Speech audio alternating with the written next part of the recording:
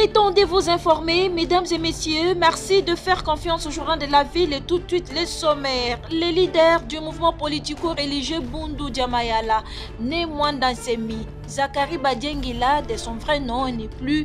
Il s'est éteint ce mercredi 18 octobre 2023 à Kinshasa au centre médical Nganda des suites d'une longue maladie. Ouverture ce mercredi 18 octobre à Kinshasa du colloque international sur les 30 ans de l'OADA en Afrique sous le thème l'OADA, 30 ans après, bilan et perspective. C'est la ministre d'État, ministre de la Justice et garde de sceaux, Rose Mutombo Kessé, qui a procédé à l'ouverture de ces colloques. C'est tout pour les sommaires. Mesdames et messieurs, encore une fois, bienvenue dans ce journal. Je vous dis, là c'est le Bas-Congo d'Angola, et ici c'est le Bas-Congo de la RDC, et au milieu il y a une frontière. Mais une frontière sert à séparer deux choses qui sont distinctes. Quand vous mettez de l'eau dans un verre, il n'y aura jamais de frontière de séparation. Mais si vous mettez de l'eau et de l'huile, il va y avoir une frontière de séparation parce que vous avez affaire à deux choses distinctes. Les leaders du mouvement politico-religieux Zakari Badiengila, connu sous le nom de Né Mwanda Nsemi, est décédé ce mercredi 18 octobre à Kinshasa au centre médical Nganda à l'âge de 77 ans. Selon plusieurs sources, le président de Bundu Djamayala a souffert d'une longue maladie jusqu'à tirer sa révérence. Né Mwanda Nsemi occupait le poste du député honoraire sous son leadership. Le Bundu Djamayala, pendant les décennies, s'est imposé comme une organisation religieuse en République démocratique du Congo, défendant ainsi les valeurs traditionnelles du peuple congo. Né en 1946 dans la province du Congo central, Né Mwanda Nsemi avait fondé le Bundu Djamayala en 1970. Il prônait un discours patriotique et nationaliste. Le mouvement a connu son apogée dans les années 1980, reliant des milliers de membres à travers les pays. Il siégeait également à l'Assemblée nationale de la RDC. Plus récemment, Né Mwanda Nsemi avait décidé de rejoindre la plateforme politique de la majorité présidentielle, Union sacrée de la nation. Depuis de nombreux mois, des rumeurs circulaient sur son état de santé qui était devenu dégradant.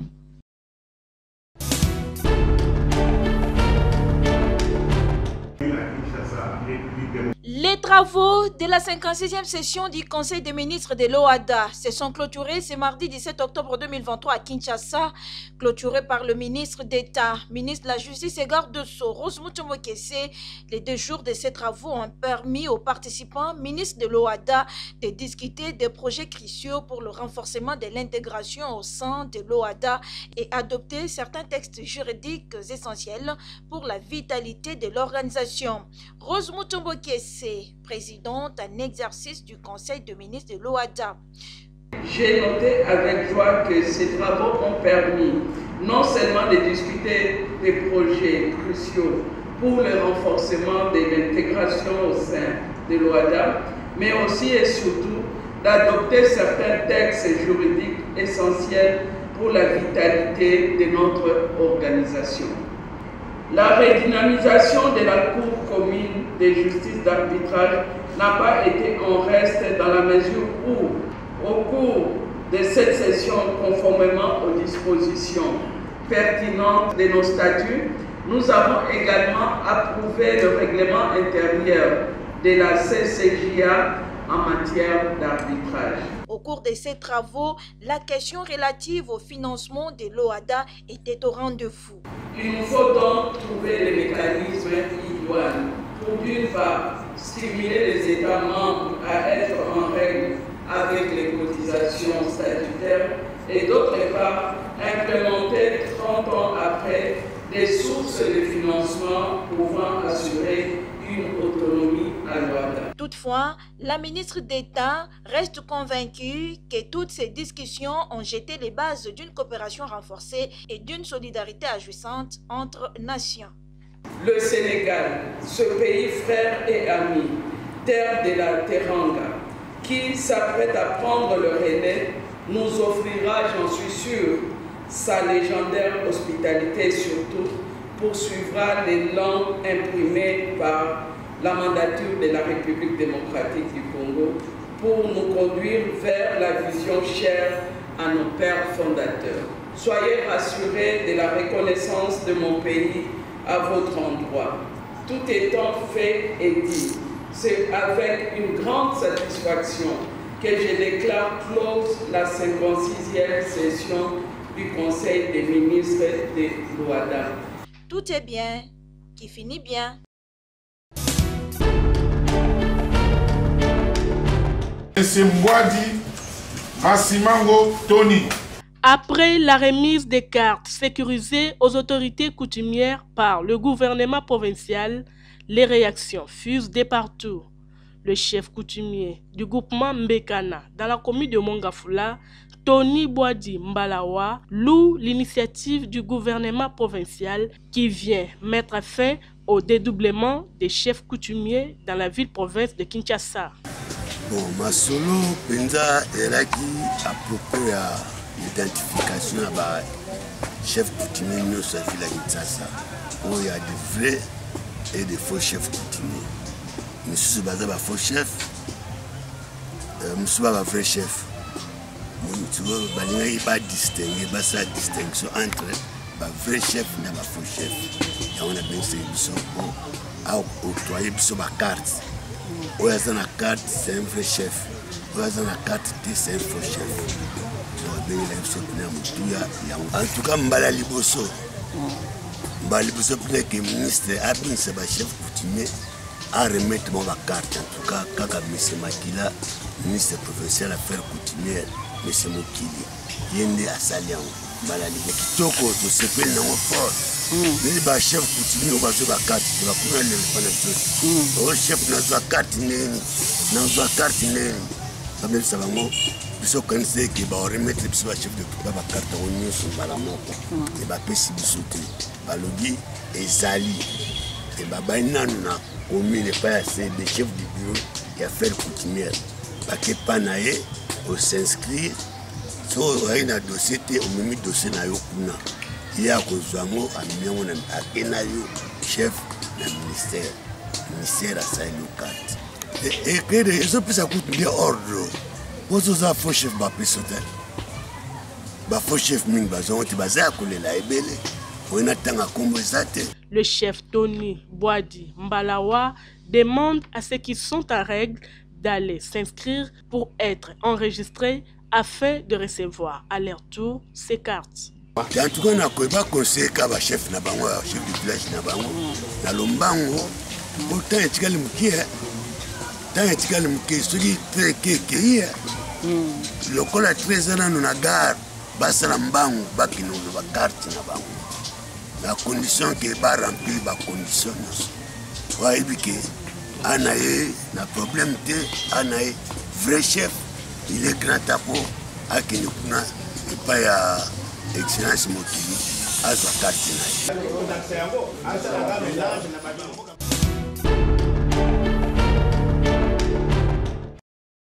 Célébration ce mercredi 18 octobre 2023 de la journée mondiale de la ménopause. Celle-ci est une baisse naturelle des hormones sexuelles chez les femmes atteignant l'âge de 40 et 50 ans. Les docteurs Crispin Kalonji du centre Vijana dans la commune de Lingwala nous éclaircit. La ménopause survient chez la femme noire entre l'âge de 40 ans et 50 ans. Chez la femme blanche, c'est à partir de 51 ans, plus ou moins 3 ans. Les causes de la ménopause s'expliquent par le fait qu'il y a une défaillance ovarienne dû à un régressement des follicules ovariens qui sont chargés pour la sécrétion des hormones gonadotrophines.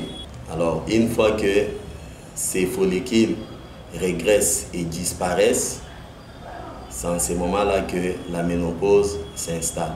Le docteur Crispin Kalonji énumère par ailleurs quelques signes de la ménopause ainsi que sa prise en charge. Bon, par rapport à la clinique de la ménopause, nous avons des tableaux.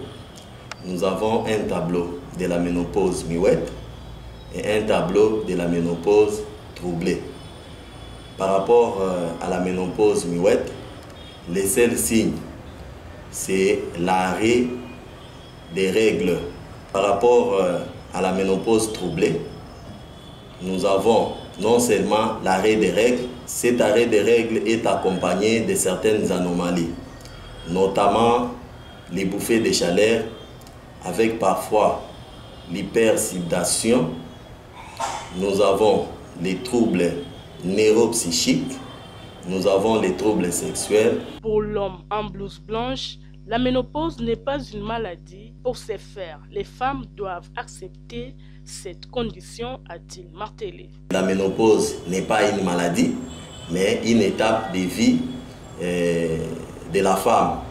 Alors, le conseil que je peux donner, lorsque ces femmes-là atteignent déjà l'âge autour de 40 ans et 50 ans, le seul conseil à donner, c'est de consulter un personnel qualifié pour une bonne prise en charge, parce que la ménopause présente des complications.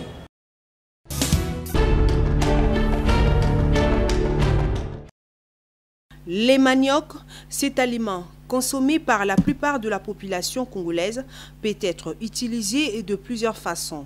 D'abord comme semoule ou comme farine sans gluten, ensuite comme légumes, car les feuilles au-dessus de la plante peuvent être broyées pour fabriquer du pondou, un aliment traditionnel en RDC.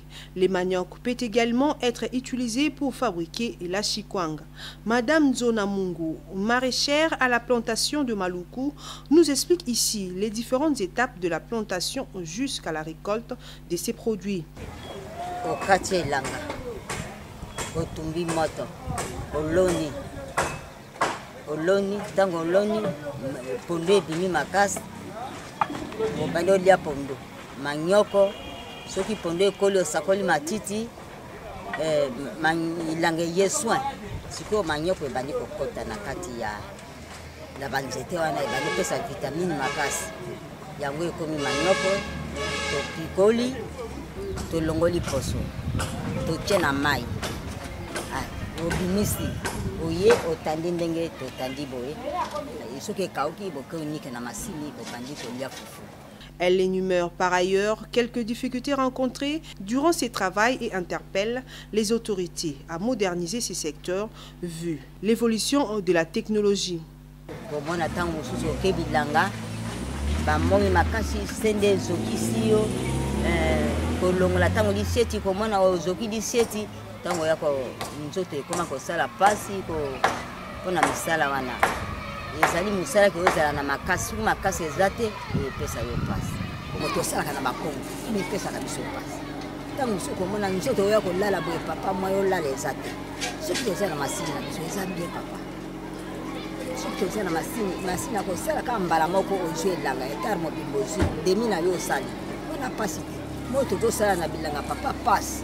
La RDC figure parmi les grands producteurs du manioc dans le monde avec une consommation moyenne par habitant, soit 350 kg par an, équivaut à 145 kg sous forme de farine.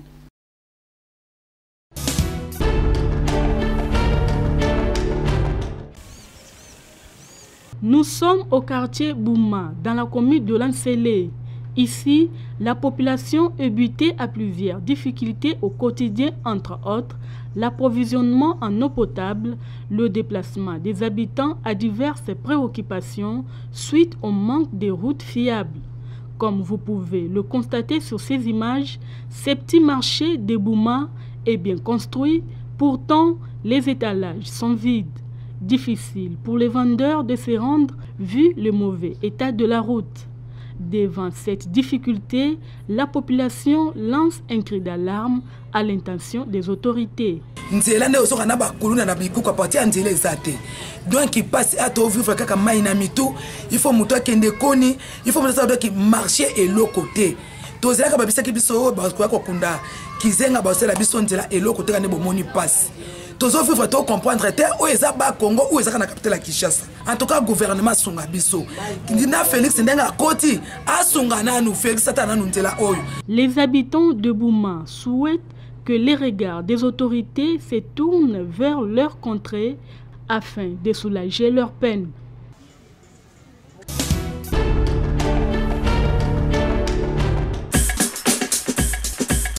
sommes arrivés à la fin de ce journal de la ville, mesdames et messieurs. Merci de l'avoir suivi. Le prochain rendez-vous est pris pour ce jeudi et d'ici là, portez-vous bien.